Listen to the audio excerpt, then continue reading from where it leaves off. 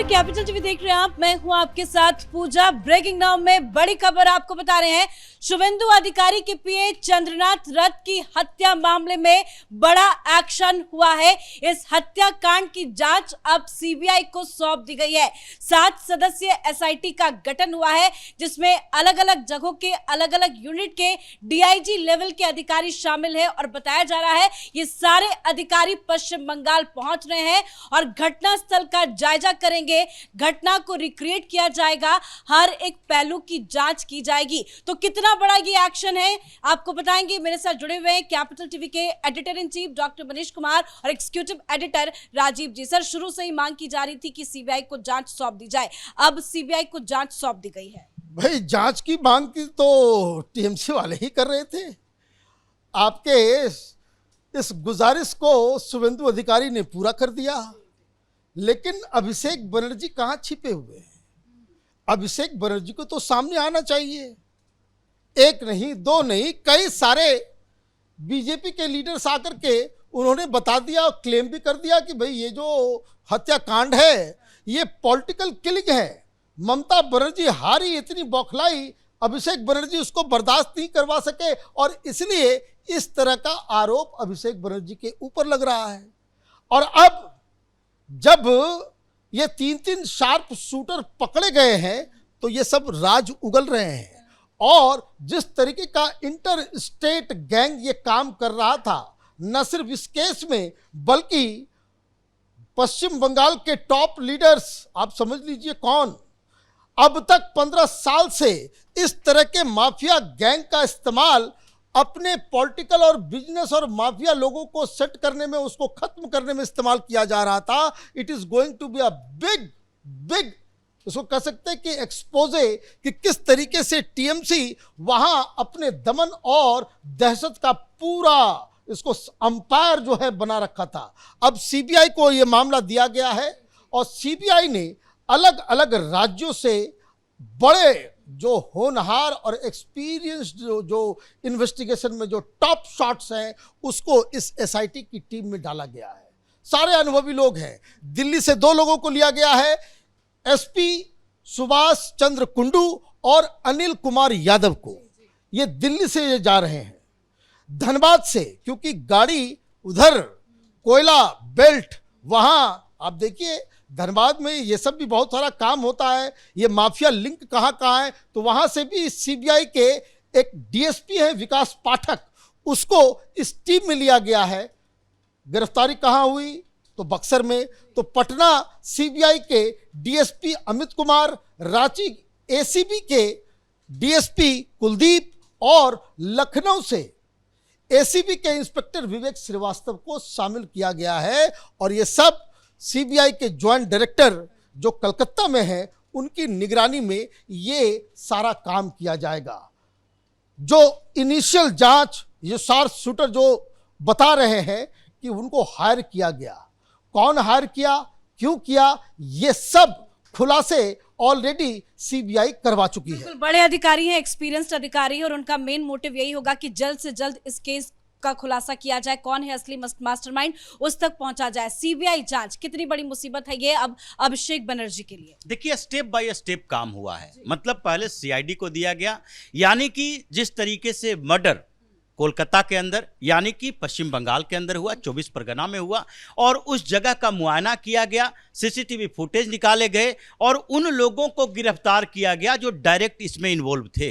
अब आगे का काम सीआईडी के एक्सपर्टीज से बाहर का है, क्योंकि उसमें इन्वेस्टिगेशन में जिन लोगों का नाम आ रहा है, जैसे पैसे का ट्रांसफर किए गए, जिस तरीके से हवाला का इस्तेमाल किया गया, उसमें मल्टी स्टेट रैकेट को क्रैक करने में सीआईडी की टीम कामयाब नहीं होगी, क्योंकि सीआईडी का काम यानी कि स्टेट लेवल के अधिकारी उसमें होते हैं और उसी स्टेट तक उनका नेटवर्क होता है। नेटवर्क जो कहा जाए कि मुखबिरों का नेटवर्क, जो उस क्षेत्र में काम कर रहे हैं, पश्चिम बंगाल के अंदर कहां कहां किन क्षेत्रों में कौन सा माफिया काम कर रहा है। लेकिन अगर बिहार के माफिया की जानकारी चाहिए, उत्तर प्रदेश के माफिया की जानकारी चाहिए, उसका मनी ट्रेल चाहिए, झारखंड में कोयला बेल्ट के अंदर पश्चिम बंगाल में कनेक्शन चाहिए, तो ये पश्चिम बंगाल के सीआईडी में शामिल अधिकारी के पास ये एक्सपर्टीज नहीं है। इसीलिए अब ये स्टेज आया कि नहीं, अब तो सीबीआई को यहां लाना पड़ेगा और सीबीआई जांच की बात आई, क्योंकि अभी तक जितने इन्वेस्टिगेशन हुए उसमें से वो लोग जो कि इसमें इन्वॉल्व थे, जो डायरेक्ट हिट पॉइंट पर थे, जो ग्राउंड जीरो पर थे, उन सबको तो लगभग पकड़ लिया गया है। कुछ लोग और उसमें शामिल होंगे जो थोड़े दूरी पर जो रेकी कर रहे थे, जो डायरेक्ट कैमरे की नजर में नहीं आया, जिसको सामने से देखा नहीं जा सकता था, जो गाड़ी में नहीं थे, कहीं कोने में बैठकर इंतजार कर रहे होंगे। फोन का कम्युनिकेशन, अभी टावर का लोकेशन दिख रहा है कि उस समय कितने फोन कहां कहां पर एक्टिव थे और उसमें से कितने फोन ऐसे थे जो इन लोगों के कॉल रिकॉर्ड में शामिल हैं और किस जगह से इसकी रेकी की जा रही थी कि ये चंद्रनाथ रथ अगर निकलते हैं तो किस रूट से जाते हैं। हो सकता है कि हम लोगों ने जो तैयार किए हैं वो रूट चेंज हो जाए। तो ये पूरे रास्ते में जो कम्युनिकेट हो रहा था उसमें इन्वेस्टिगेशन चल रहा है। लेकिन आगे अब इसमें जो लोग पकड़े गए वो पैसे की लेन देन की बात है, वो कहां से सीआईडी की टीम सारे मामले सुलझा पाएगी। इसलिए मल्टी स्टेट रैकेट है तो उसमें सीबीआई की जरूरत पड़ी है और उसी से फिर आगे फिर पश्चिम बंगाल में जाएगा, क्योंकि ऊपर कंट्रोल पावर, जो कंट्रोल करने वाले पावर हैं, वो तो अभी तक इधर उधर भाग रहे हैं। इसलिए ये अभिषेक बनर्जी, उनके इर्द गिर्द के लोग अभी तक चुप्पी साधे हुए थे। एक दिन पहले जब ये शूट आउट हुआ उस दिन तो टीएमसी वाले कूद कूद कर कह रहे थे सीबीआई जांच होनी चाहिए, ये पॉलिटिकल वेंडेटा नहीं है, इसमें कहीं ना कहीं भारतीय जनता पार्टी की भूमिका, ये बड़ी बड़ी बातें कर रहे थे। लेकिन जैसे ही इन्वेस्टिगेशन आगे बढ़ा ये सब शांत क्यों हो गए, चुप क्यों हो गए? क्योंकि इन लोगों को लग रहा है कि मेरे ये दादाजी जो हैं, ये सबसे बड़े दादा पश्चिम बंगाल में अभिषेक बनर्जी, उनकी टीम के लोगों को ये शक हो रहा है कि कहीं न कहीं यहां तक जांच की आंच पहुंचेगी। क्योंकि शुरुआत में तो टीएमसी की तरफ से ऑफिशियल एक ट्वीट भी सामने आया था, वो टीएमसी वाले सारे बीजेपी से सवाल पूछ रहे थे कि देखिए आपकी सरकार आई और ये सब शुरू हो गया। अब टीएमसी के नेताओं ने चुप्पी क्यों साध रखी और आपने कहा कि कहां है अभिषेक बनर्जी। वाकई में अभिषेक बनर्जी तो पूरी तरह से अंडरग्राउंड है। इस पूरी घटना को लेकर एक भी प्रतिक्रिया उनकी तरफ से भी नहीं आई है। देखिए, चोर के दाढ़ी में तिनका। अब आप इस चीज को समझिए कि जो इनिशियल जो सीआईडी एसआईटी ने जो जांच किया, अब ये बताया जा रहा है कि 7-8 दिन से रेकी चल रही थी। दिस इज ऑफिशियल कि 7-8 दिन से रेकी चल रही थी। इसमें 10 आदमी इन्वॉल्व हैं इस पूरे के पूरे हत्याकांड के अंदर। अब जरा सा लॉजिकल एक्सप्लेनेशन इसको जरा समझना जरूरी है। ये रथ साहब से इन लोगों की कोई दुश्मनी तो नहीं, मे बी उनको मालूम भी नहीं होगा ये आदमी कौन है। उनको फोटो दे दिया गया, उनको लोकेशन बता दिया गया कि ये आदमी है, इसको टारगेट करके इसको मारना है। या मे बी कोई बड़ा खुलासा, इतनी बड़ी टीम का बनने का मतलब ये है कि target was not him, target was Suvendu अधिकारी।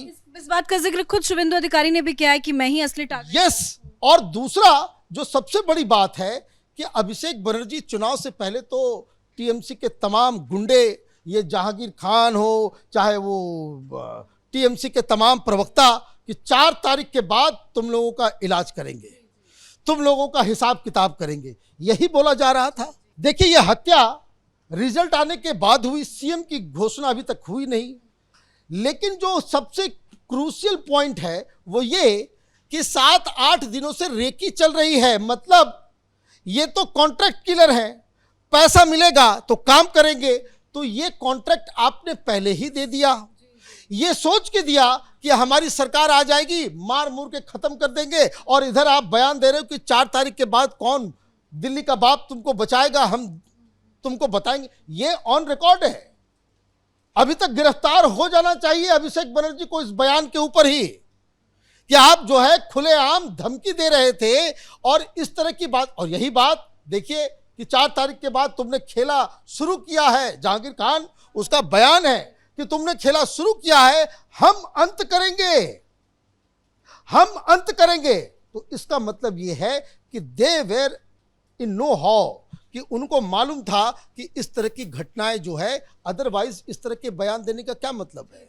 तो इन लोगों से भी अब पूछताछ की जानकारी आ रही है कि इस तरह के जो बयान देने वाले बयान बहादुर, इन लोगों से भी पूछताछ करना चाहिए कि क्या डिड यू मीन दिस, कि भाई ऐसा होगा रिजल्ट आने के बाद हम इस तरह का खेल करेंगे, 4 तारीख के बाद जो है तुमको कोई बचाने नहीं आएगा। और क्या ये अकेला टारगेट था?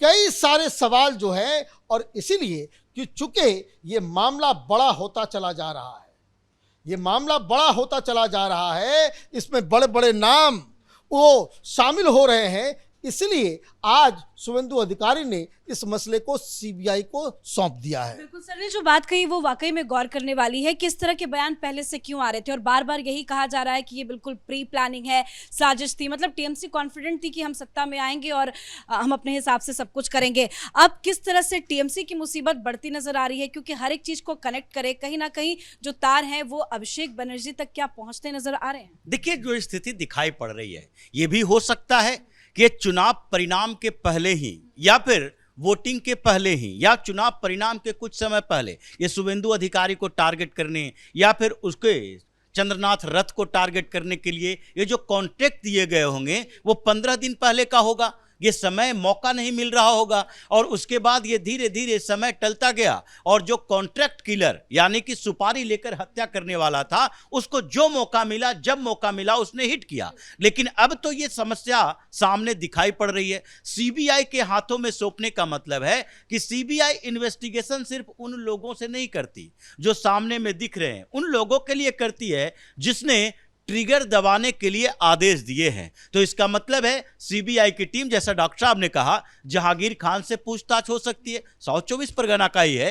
अभिषेक बनर्जी से पूछताछ हो सकती है क्योंकि उन्होंने ही साउथ 24 परगना में अंडरग्राउंड है। अभिषेक बनर्जी का भी अता पता नहीं है, जहांगीर खान है उसकी भी कोई जानकारी नहीं। बिल्कुल। और इन लोगों के साथ साथ इसके नीचे के लोग जो साउथ 24 परगना में चुनाव के कुछ समय पहले, जब वोटिंग डे था उससे पहले कई ऐसे गांव हैं जहां पर इलेक्शन कमीशन के आदेश के बाद कुछ पारामिलिट्री फोर्सेस और पुलिस की टीम जब गई थी तो पता चला था कि उन जगहों पर कई लोग ऐसे हैं जो धमकियां दे रहे हैं कि वोट के लिए बाहर मत निकलना। और ये साउथ 24 परगना में सबसे ज्यादा हुआ था, ये इन जगहों पर हुआ। और उसके बाद आईएसएफ के साथ जो इनकी टकराव थे उसी में कई लोगों ने कहा कि पिछले बार 5 मुसलमानों को मार दिया था, इस बार फिर से धमकियां दी जा रही है। सबसे ज्यादा संघर्ष भी वही हुआ था।